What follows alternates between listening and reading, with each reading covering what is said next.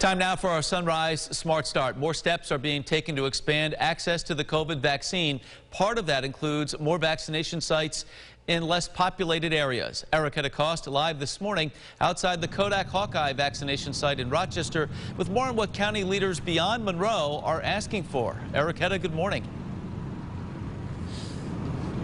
Good morning, Mark. Well, a week ago, county leaders in rural areas of Wyoming, Orleans, and Genesee wrote a letter to the state asking for more vaccinations. They asked for a site in Batavia at Genesee Community College, and that is what they are getting today, starting at noon.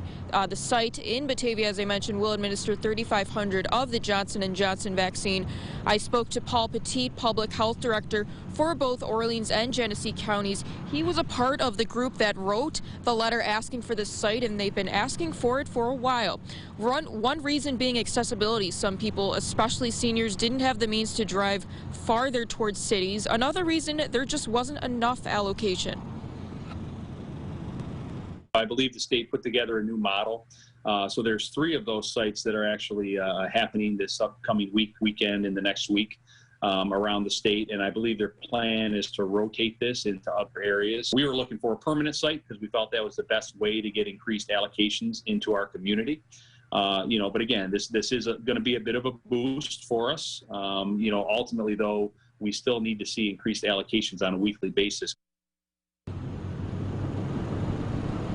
Now, as soon as the link for appointments went up yesterday for this site at Genesee Community College, I'm told appointments filled up within an hour, all 3,500 doses. So a lot of demand there in these areas. For now in Rochester, Erica DeCoste, News 8. Looking to increase the supply as well. Erica, thank you. To Washington, President Biden's COVID relief bill is facing contentious debate in the Senate. The $1.9 trillion spending plan has drawn opposition from Republican leaders. Democratic lawmakers want to amend that bill before holding a vote. No timeline has been given for a vote on that legislation. New this morning, Pope Francis says he will travel to Iraq later today despite warnings of COVID-19 concerns and possible security threats. This will be the first time a pope has journeyed to that country. Vatican officials say the 4-day trip is meant to reassure Iraq's dwindling Christian community and foster interreligious dialogue with Muslim leaders. Earlier this week, a rocket attack was launched on an Iraqi military base housing U.S. troops. No group has claimed responsibility for that attack. Bitterly cold start to this Friday morning in March. Josh here with a look at the forecast. Beautiful start to the day, but man, it is chilly out there. It is cold, and that Arctic air, when it flows across the lake, Mark, is going to mean some lake-enhanced snow. Should start up this evening and go into later tomorrow night. Could see 1 to 4 inches, especially east side, Wayne County, Finger Lakes, parts of Wyoming County, and the Bristol Hills. And even a couple of inches possible in Rochester. Again, that's between later this evening and later Saturday night. Look at that blue sky, though, that we have out there right now. Pretty sky, also pretty cold, 6:49 a.m. Good morning, Savannah. You're at 16 out in Wayne County. Good morning to you in Honeyway Falls. You're at 17. Good morning, Webster. You're at 19. Feels like 3 right now when you factor in that breeze. Again, a perfectly clear sky right now. That will change later on this evening. Flakes will fly, especially east of Rochester, and the wind busy near Lake Ontario. All right, Josh, thank you. To our sunrise traffic, pretty clear on the roads as well at this hour.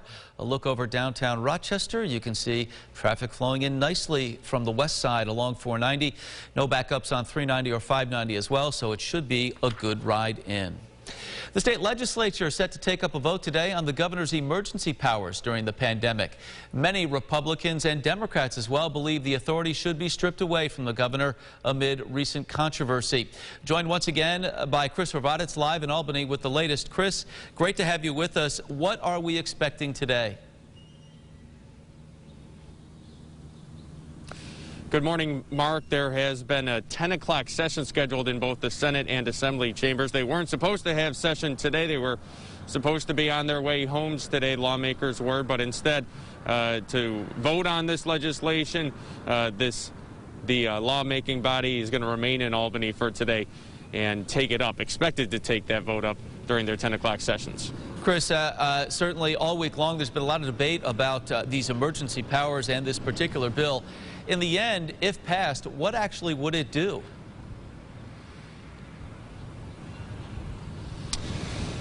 Well, according to Democrats who crafted this legislation, it would make it so that the governor couldn't issue any brand new directives. But as for any current COVID-related directives, those could be extended. The governor would have to go to lawmakers, tell him he wants them to be extended, and then lawmakers could vote to repeal any order with a majority vote. Republicans don't like it. They say it doesn't go far enough, but that is the offer that's on the table, and that's the bill they'll be voting on, expected to vote on later this morning. Perhaps an element of compromise in Albany. We will see how it plays out. Chris, thank you for your reporting all week long. Greatly appreciated here on News 8 at Sunrise. Safe travels as you head back to Buffalo as well. For more on the state legislature's vote and the investigation into the governor, head to rochesterfirst.com. A new report from the Wall Street Journal alleging that Governor Cuomo's top advisors pushed state health officials to undercount COVID-19 nursing home deaths. The Journal report says New York State's July report on COVID-19 nursing home deaths only included those who died in long-term care facilities from the virus. The report also alleges state health officials excluded those who got sick in nursing homes and then passed away in hospitals. Well, the pandemic has meant both positive and negative things for teenagers living with an eating disorder. A local doctor says parents can help, and there are signs to watch for if you suspect your child may be going through difficult times. Many of the signs are things like isolating, not wanting to participate in family meals or meals with friends, wearing clothing that isn't appropriate for the weather. So, wearing a lot of sweatshirts in a warm house, and also mood changes such as being anxious or sad. Sometimes there is a comorbid anxiety or depression going on, but also being malnourished can amplify those symptoms. And there are many local resources to help, including a program at Golisano Children's Hospital. For a link to that and more, head to rochesterfirst.com as we put families first. Time now for the GRE Morning Business Report on this Friday. COVID lockdowns have led to a boost in savings for families across the globe. Here in the U.S., Americans saved $1.5 trillion while staying at home. That according to Bloomberg Economics. Other countries, including the UK, China, and Japan, report savings as well. Experts say the increase could help usher in a stronger recovery when the pandemic ends. A new study shows a large stall in careers for women as compared to men. LinkedIn is calling it an entitlement gap. In a survey, the social media platform discovered just 38% of women negotiated pay raises with their current employers as compared to 61% of men. The survey also found more than 2/3 of women believed that having children impacted their career progression. 745,000 Americans filing first-time unemployment claims in the last week. That number up almost 20,000 from the previous week. Over 4 million people in the U.S. are filing claims weekly as the U.S. continues to recover from the coronavirus pandemic. News around the state this morning, and we take you to Jamesville. A 17-year-old dead after an officer-involved shooting there south of Syracuse. Police say it happened around 12:30 yesterday. As officers approached the teen, they say he pointed a gun at them. They fired in response, hitting the teenager. The 17-year-old pronounced dead at the scene. It's not clear what led up to this fatal shooting. It remains under investigation. Erie County officials announcing that KeyBank Center in Buffalo will serve as a COVID-19 vaccination clinic site. The location will be the county's 3rd vaccination site. The clinic will open March 10th for those 65 and up. The county anticipates distributing more than 1,000 vaccines each day. All right, Josh, lots to get to on this Friday in your forecast as folks look ahead to the weekend. It's a chilly start this morning. Yeah, frigid winds blowing through western New York and the Finger Lakes. Gusts along the lakeshore by early this afternoon on the order of 35 to 40 miles per hour. That will cut right through you, though.